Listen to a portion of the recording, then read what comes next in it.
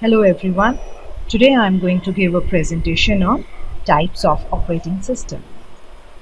Before we start, let's have a look at what is operating system.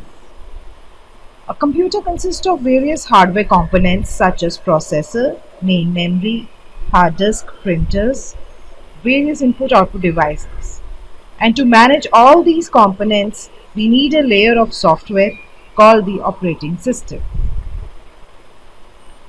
So what is the definition of an operating system? It's a program that acts as an intermediate between a user and the computer hardware. Now let's have a quick look at the classification of operating system. We have several types of operating systems such as batch, multi-programming, time sharing, multiprocessing, real-time, network, distributed, and personal computer operating systems. We will be discussing each one of them in detail. What is batch processing operating system? In batch processing technique, similar types of jobs are batched together and executed one at a time. So these jobs are formed into a batch by an operator. Once the operator submits the batch, the jobs are processed automatically. So we can say that these operating systems are kind of non-interactive. The example of batch processing operating system are bank statements, processing of bank statements. Now let's have a quick look at the advantages and disadvantages of batch processing. The first advantage is it does not require user interaction. Second is we do not require any special hardware and system to support the input data. Third, it's very easy to manage large work repeatedly in a batch system. The disadvantages are processor remains idle for the time between two batches. You cannot execute multiple jobs. The programmer cannot correct bugs or error as they occur. And it is difficult to provide desired priority scheduling. Now coming to multi-programming operating system, it refers to the execution of two or more different and independent programs by the same CPU. In this, number of programs resides in the main memory at a time and are executed concurrently. This is done by switching the CPU from one program to another.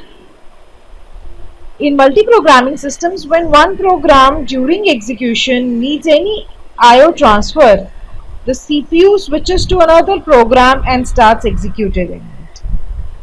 Example of multi-programming is like computer running several programs concurrently, for example Excel and your browser.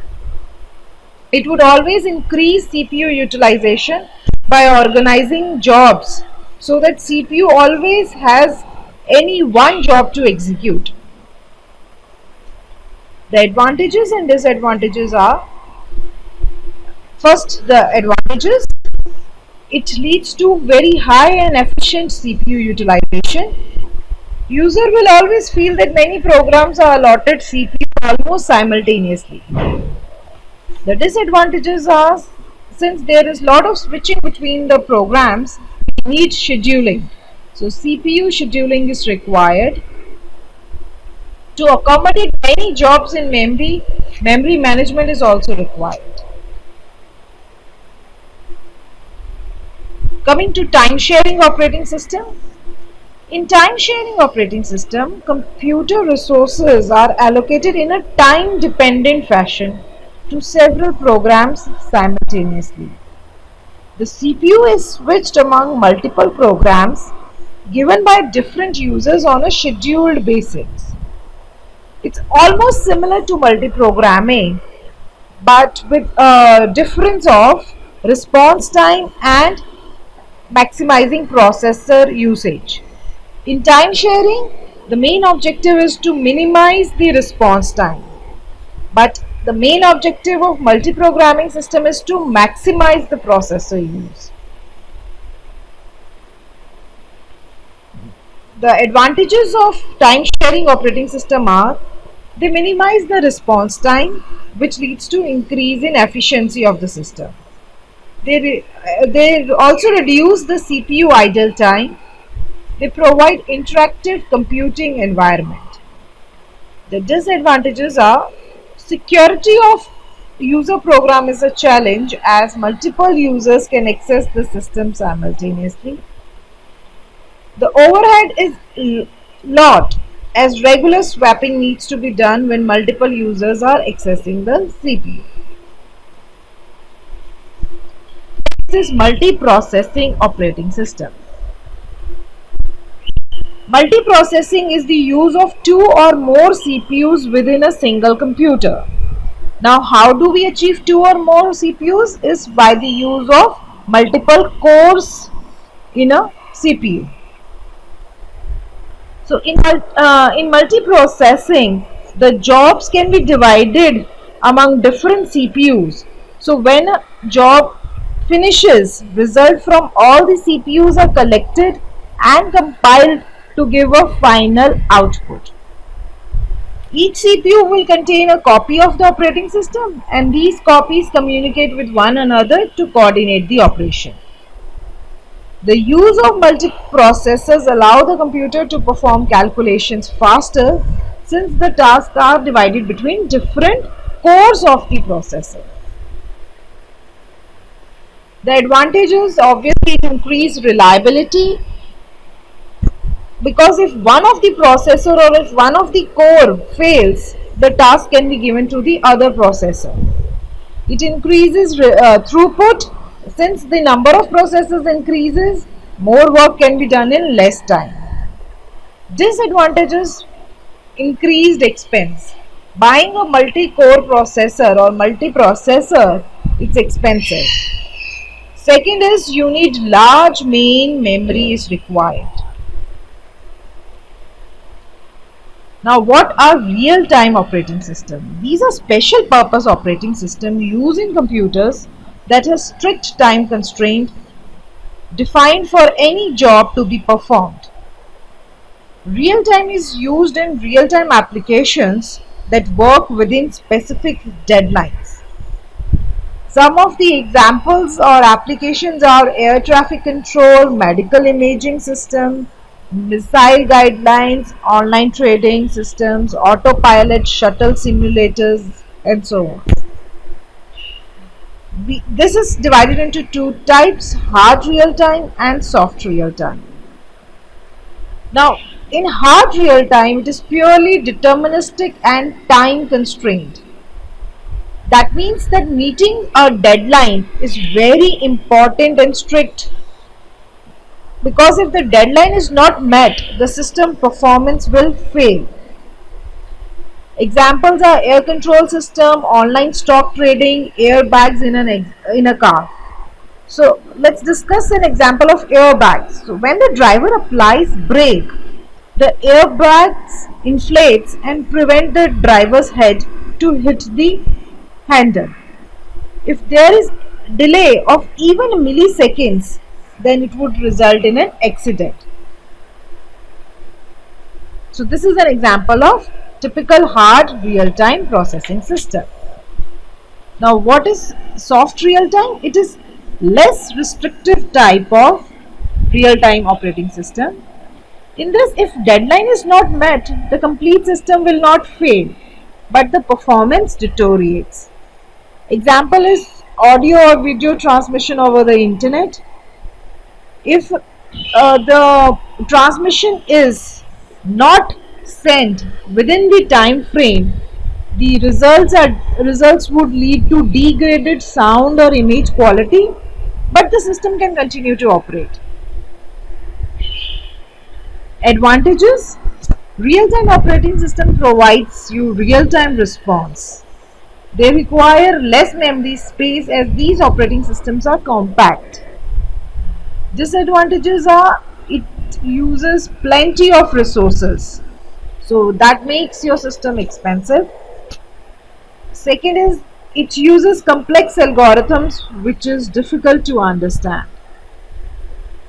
Now coming to network operating system, Network operating systems coordinate the activities of multiple computers across a network.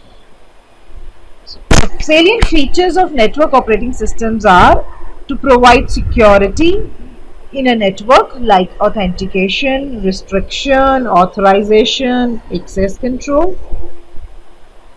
Features such as file, web service, printing service, and applications, directory and name service management, user management features. So we can say that all the services which are needed in a network are provided using network operating system. The advantages are security concerns are easily handled through servers. You can upgrade to new technology or new hardware are easily integrated to the system using network operating systems. Server access is possible remotely from different locations in different types of systems. Disadvantage would be maintenance and updation of such operating systems on regular basis. Coming to distributed operating system, this is a new type of operating system wherein the whole operating system is not installed on a single machine. It is divided into parts and these parts are loaded on different machines. The use of multiple processors is invisible to the user. Users are not even aware where their programs are run and where their files are residing. This is all automatically handled by distributed operating system. A part of distributed operating system is installed on each machine to make the communication possible. So if one site fails in a distributed system, the remaining sites can potentially continue operating. Examples are parallel computing and cloud computing. What are the advantages? As stated before, the failure of one will not affect the other network communication. Resources are being shared, so computation is very fast and durable. These systems are easily scalable as many systems can be easily added to the network. Disadvantage would be it is complex in nature and hard to build. Coming to personal operating system, this operating system is used to perform simple tasks meant for personal computers. And those simple tasks are to provide graphical user interface, it should be user friendly, it should have time sharing, it should have multitasking and so on. Popular operating systems are Windows based operating system like Windows 95, 98, XP, Millennium, Windows 10, 11, Vista and so on. You have Unix, you have Linux and so on. Thank you very much.